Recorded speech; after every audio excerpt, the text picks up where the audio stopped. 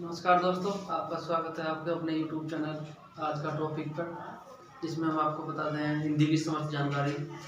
तो दोस्तों, आज हम आपको बताएंगे संज्ञा क्या होती है, हिंदी में नाउन क्या होता है, इसके बारे में हम आपको बताने जा रहे हैं दोस्तों।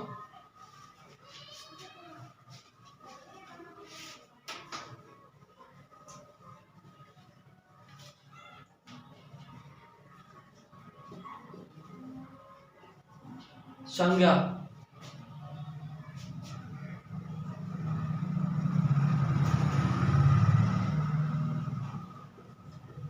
परिभाषा किसी व्यक्ति विशेष, स्थान आदि के नाम को संज्ञा कहते हैं। किसी व्यक्ति विशेष आदि के नाम को क्या कहते हैं? संज्ञा। किसी व्यक्ति विशेष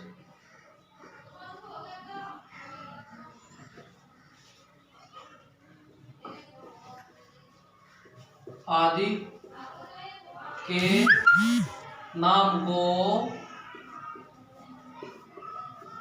संज्ञा कहते हैं।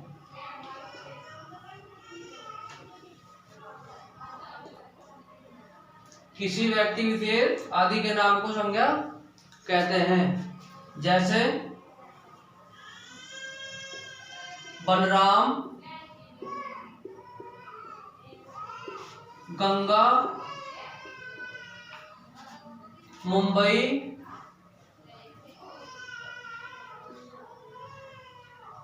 आदि। तो दोस्तों, संज्ञा समझ आई?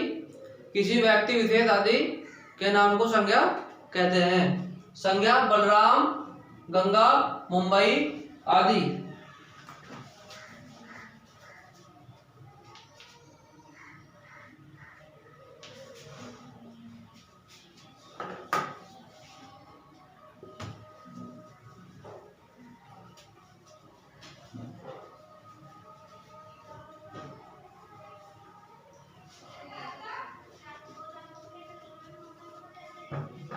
उदाहरण,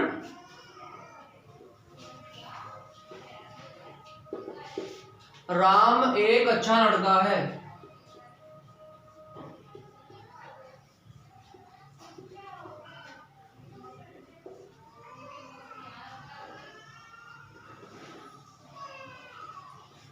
तो आप कमेंट करके हमें बताइए, राम एक अच्छा लड़का है, इसमें आप संज्ञा बताइए, संज्ञा कौन सी है? राम एक अच्छा लड़का है, इसमें आप हमें संज्ञा बताइए, संज्ञा कौन सी है? राम। क्या बताता हूं दोस्तों? किसी व्यक्ति विशेष, स्थान आदि के नाम को संज्ञा कहते हैं। अब संज्ञा के भेद। संज्ञा के भेद दोस्तों, हिंदी आपको चुटकियों में बता दूंगा। इस चैनल पर आपको हिंदी की समस्त जानकारी मिलेगी। टोटल हिंदी बताई जाएगी चैनल पर आपको। संज्ञा के भेद। संज्ञा तीन प्रकार की होती है: व्यक्तिवाचक, भाववाचक, समूहवाचक। तो सबसे पहले आपको बताएंगे व्यक्तिवाचक। संज्ञा तीन प्रकार की होती है। नंबर 1 व्यक्तिवाचक, नंबर 2 भाववाचक, नंबर 3 समूहवाचक।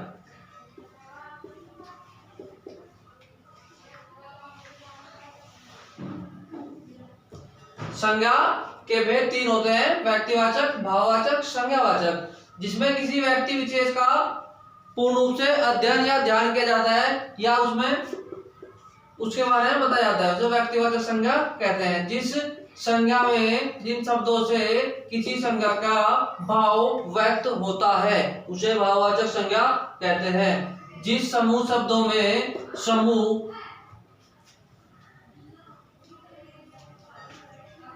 समूहों का अध्ययन हो, उसे क्या कहते हैं? समूहवाचक। आपको बताएंगे व्यक्तिवाचक संज्ञा।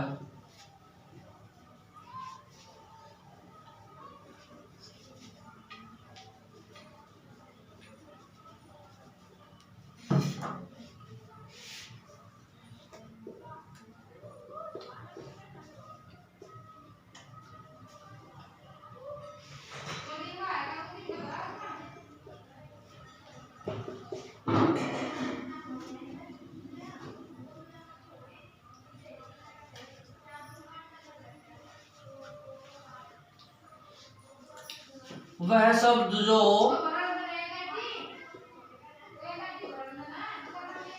किसी एक व्यक्ति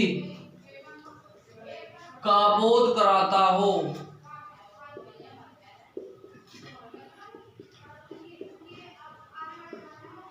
उसे व्यक्तिवाचक संज्ञा कहते हैं।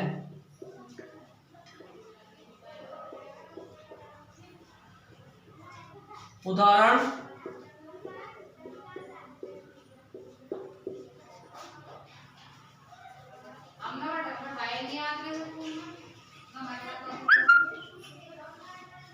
राम,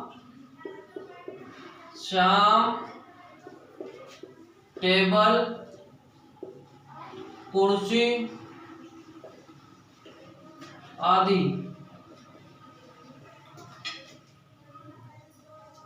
तो दोस्तों आपको व्यक्तिवाचक संज्ञा समझ आ गई होगी। व्यक्तिवाचक संज्ञा किसे कहते हैं? वह शब्द जो एक व्यक्ति का बोध, व्यक्ति विशेष का बोध कराता हो उसे व्यक्तिवाचक संज्ञा कहते हैं। जैसे राम, श्याम, टेबल, कुर्सी, साइकिल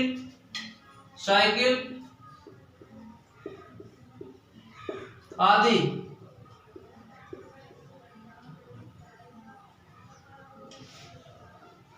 ठीक है दोस्तों। नंबर 2, भाववाचक।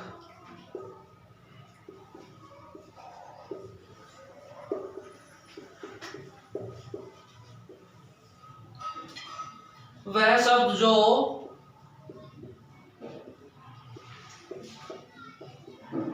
किसी व्यक्ति के भाव का बोध कराता हो उसे भाववाचक संज्ञा कहते हैं। जैसे बुढ़ापा, रोना, हंसना आदि।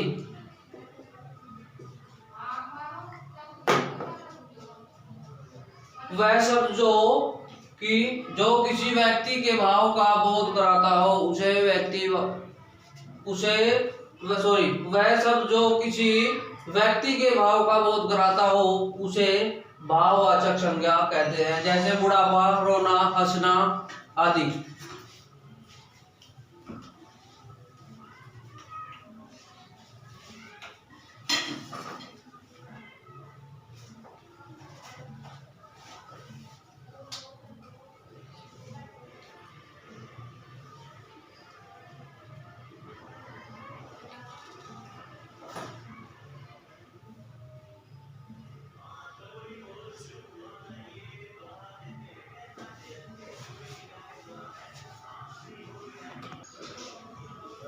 भाववाचक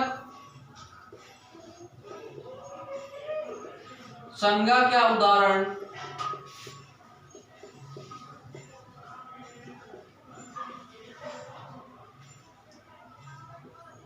मोहन एक बूढ़ा लड़का है। नंबर 2, राम रोता है। तो दोस्तों इसमें भाववाचक क्या हुआ? मोहन एक बूढ़ा भाववाचक। राम रोता है, रोता क्या हुआ? भाववाचक। इससे भाव व्यक्त होते हैं जिन शब्दों से भाव व्यक्त प्रकट हो उसे क्या कहते हैं? भाववाचक। अब आपको बताएंगे दोस्तों जातिवाचक।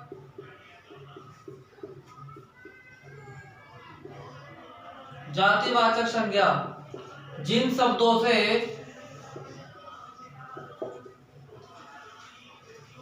किसी विशेष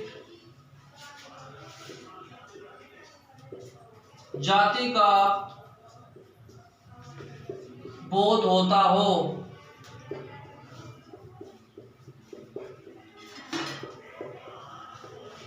उसे जातिवाचक संज्ञा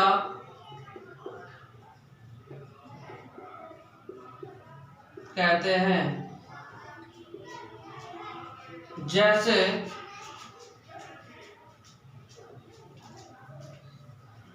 लड़का, लड़की, नदी, पर्वत आदि। तो दोस्तों आपको अच्छा समझ आ गया होगा। दोस्तों जातिवाचक संज्ञा क्या होती है? जिन शब्दों से किसी विशेष व्यक्ति का बोध होता हो उसे जातिवाचक संज्ञा कहते हैं। जैसे लड़का, लड़का क्या हुआ? एक जाति का बोध होता है ना? लड़का, लड़की, नदी, पर्वत आदि।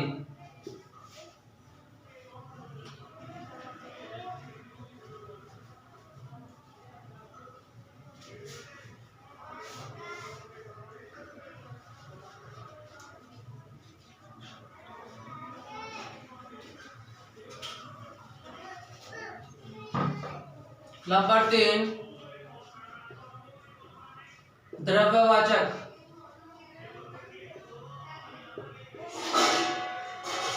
जिन शब्दों से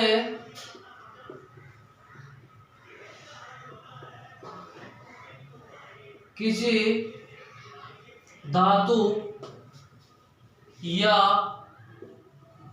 द्रव्य का बोध हो उसे द्रव्यवाचक संज्ञा कहते हैं। जैसे सोना, पानी, दूध इत्यादि।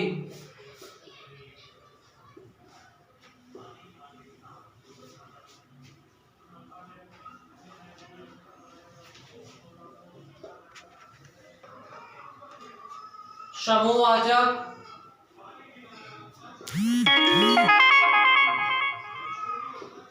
जिन शब्दों से किसी विशेष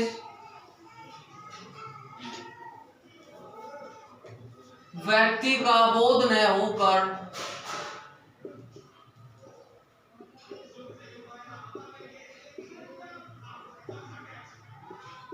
पूरे समूह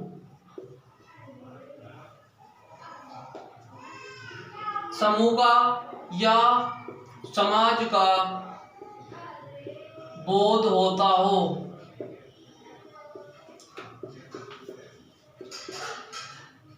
उसे समूहवाचक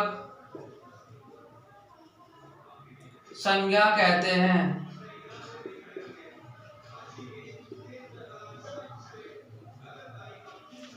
जिन शब्दों से किसी एक विशेष व्यक्ति आदि का बोध न होकर पूरे समूह या समाज का बोध हो उसे समूहवाचक संज्ञा कहते हैं। जैसे उदाहरण सेना, समिति, पुलिस इत्यादि।